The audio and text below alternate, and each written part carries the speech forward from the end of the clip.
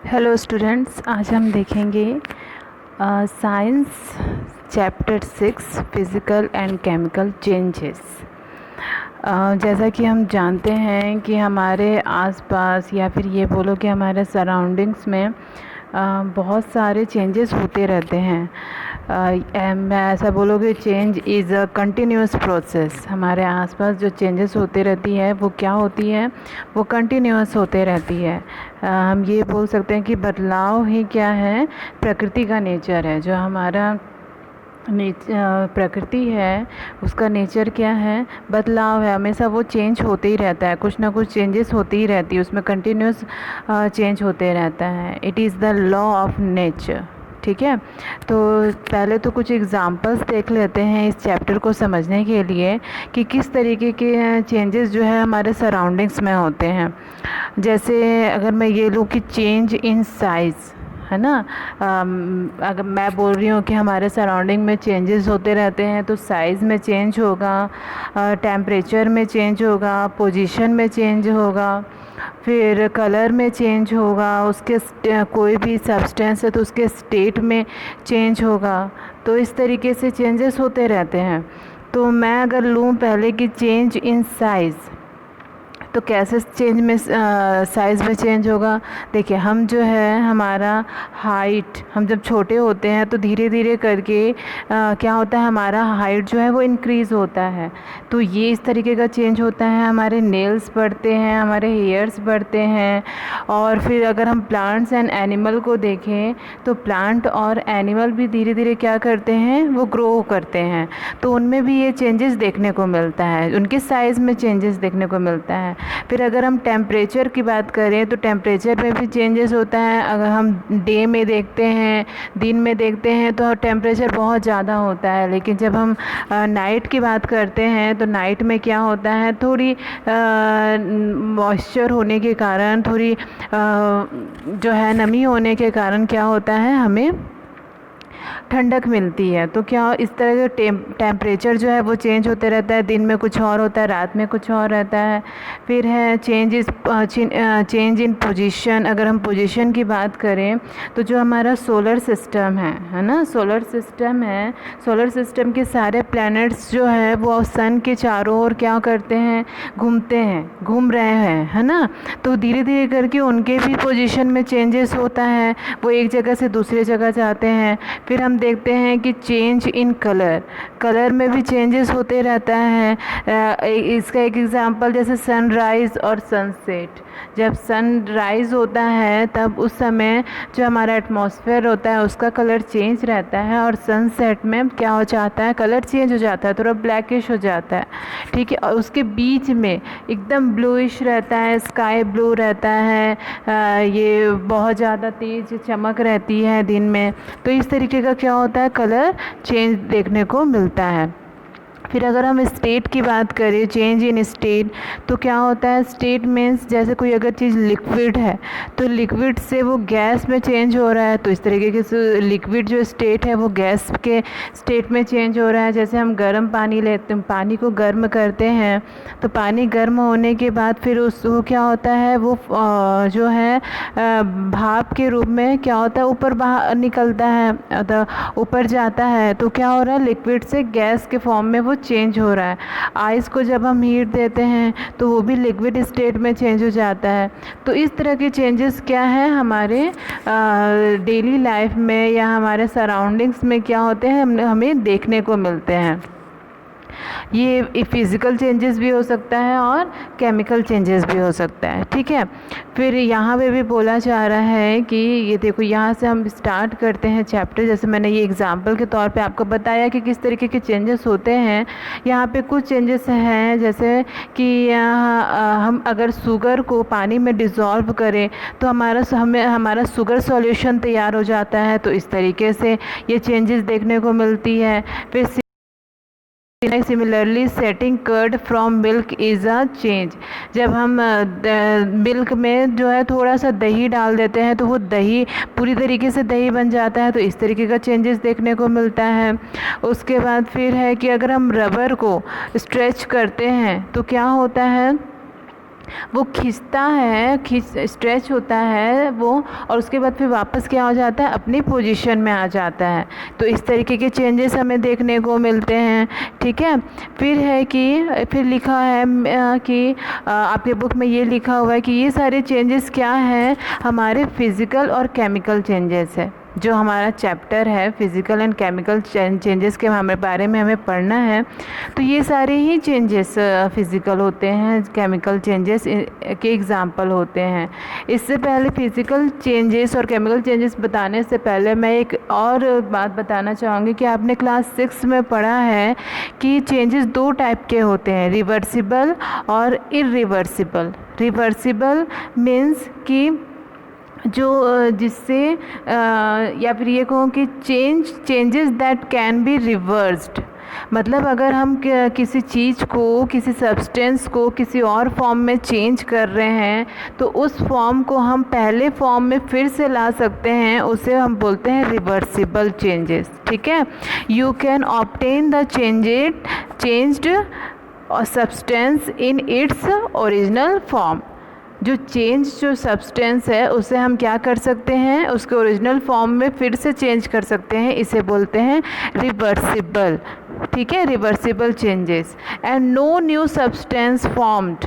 इसमें इस प्रकार के सब्सटेंस में क्या होता है, कोई नया सब्सटेंस जो है वो फॉर्म नहीं होता। इस तरह के चेंजेस में जो है वो नया सब्सटेंस तैयार नहीं होता, नहीं बनता। रिवर्सिबल मीन्स कि अगर हम किसी सब्सटेंस को दूसरे फॉर्म में चेंज कर रहे हैं तो उस फॉर्म को हम वापस उसके ओरिजिनल फॉर्म में रिवर्स कर सकते हैं, और इससे जो है वो नया जो सब्सटेंस तैयार नहीं होता, जो है वही हमें वापस उसी फॉर्म में मिल जाता है।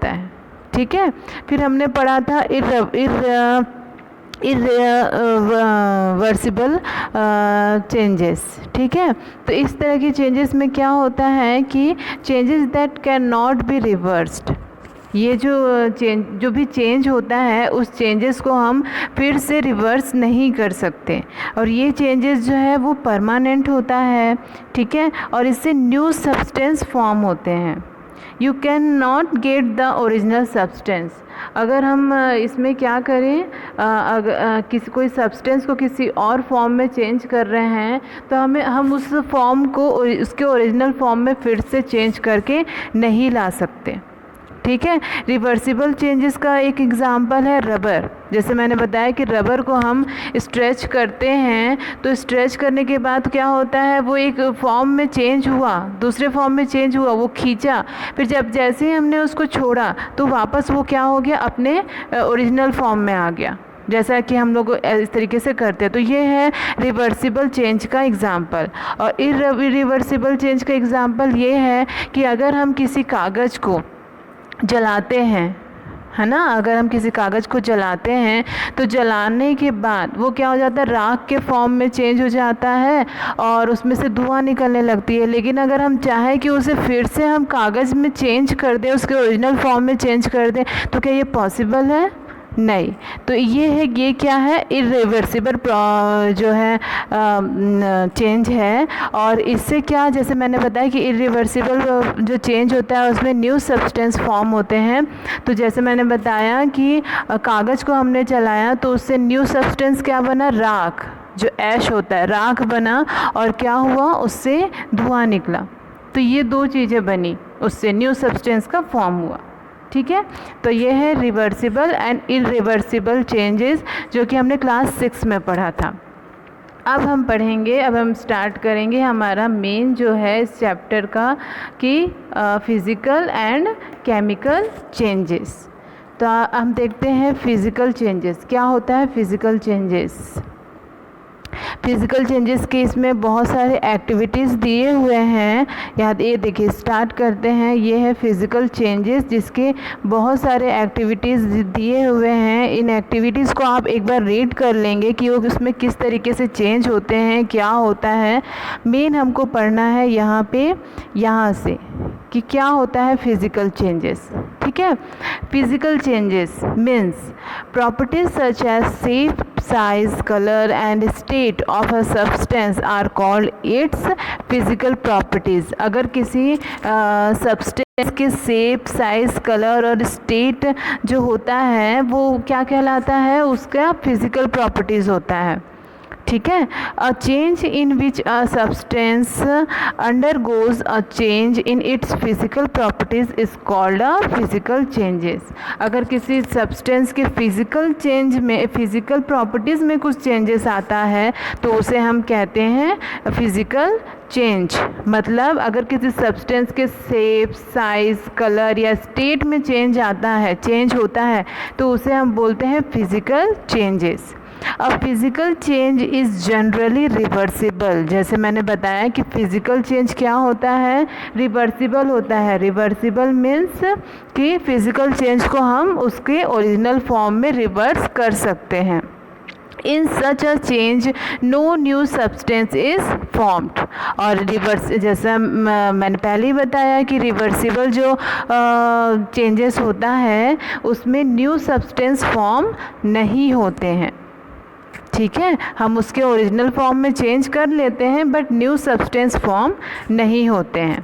ठीक है, चलिए इसमें और मैं बताती हूँ, इसको और समझाना चाहती हूँ कि change in the physical properties, जैसे मैंने बताया साइज, शेप, फॉर्म, कलर और स्टेट में चेंज होता है। इसमें नो केमिकल रिएक्शंस होते हैं।